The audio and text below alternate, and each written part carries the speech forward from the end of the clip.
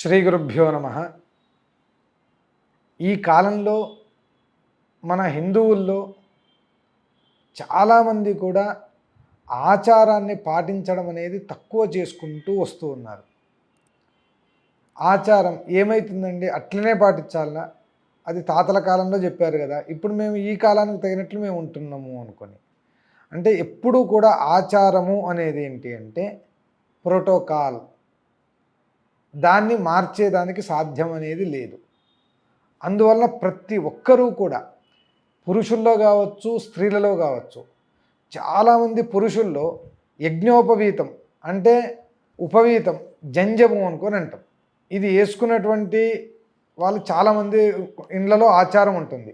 బ్రాహ్మణుల్లో కావచ్చు, క్షత్రియుల్లో కావచ్చు, వైశ్యుల్లో కావచ్చు, ఇంకా కొన్ని కులాల వారిగా ఇది ఆచారం ఉంది. ఈ కాలంలో చాలామంది వాటిని తీసి పక్కన పెట్టేస్తూ వస్తారు. అది ఎప్పుడూ కూడా తప్పు. ఎందుకు అంటే మన తాతలు, ముత్తాతలు, వాళ్ళ తాతలు వీళ్ళందరూ కూడా దాన్ని ధారణ చేసి ఉన్నారు. ఇప్పుడు మనం దాన్ని కంపల్సరీగా మనం ధారణ అనేది చేస్తూ రావాలి. అదేవిధంగా ఆడవాళ్ళలో తాళిబొట్టును తీసి పక్కన పెట్టేయడం, మెట్టెలు తీసి పక్కన పెట్టడం, గాజులు తీసి పక్కన పెట్టడం, బొట్టు పెట్టుకోకుండా ఉండడం, ఇవన్నీ కూడా అశుభ లక్షణాలు.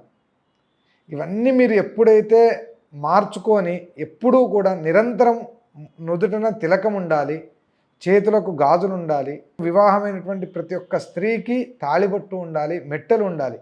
ఈ విధంగా మీరు ఎప్పుడైతే మన ధర్మాన్ని ఆచరిస్తూ వస్తారో అప్పుడు ఆ ధర్మం అనేది మిమ్మల్ని రక్షిస్తూ వస్తుంది. ఎవరో ఏదో ఎగ్జామ్కు మీరు తాళి తీయండి అంటే తీసేస్తున్నారు, మెట్టలు తీయండి అంటే తీసేస్తున్నారు, యజ్ఞోపవీతాన్ని తీయండి అంటే తీసేస్తున్నారు. ఈ విధంగా చేస్తే మన ధర్మాన్ని రక్షించేది ఎట్లా? అందువలన ప్రతి ఒక్కరూ కూడా ధర్మాచరణ, నుదుటిన తిలకం అనేది, హిందువు అన్నవాడు ప్రతి ఒక్కడూ కూడా నుదుటిన తిలకం అనేది కంపల్సరీగా ఉండాలి. అది ఆడ కావచ్చు, మగవాళ్ళు కావచ్చు, పిల్లలు కావచ్చు, ఎవరైనా కావచ్చు. మీ పిల్లలకు దీన్ని మీరు నేర్పిస్తూ రావాలి. అప్పుడు మాత్రమే మన ధర్మం అనేది నిలబడుతూ వస్తుంది. ధర్మం అనేది ఎప్పుడూ కూడా ఆచరించడం ద్వారానే నిలబడుతుంది. కేవలం పుస్తకాల్లో రాయడం ద్వారానో లేదంటే స్పీచ్లు ఇవ్వడం ద్వారానో జరగదు. మనం ఆచరిస్తే మాత్రమే ధర్మం అనేది నిలబడుతుంది. అందువలన ప్రతి ఒక్కరూ కూడా ధర్మాచరణ చేస్తూ రావాలని మనవి.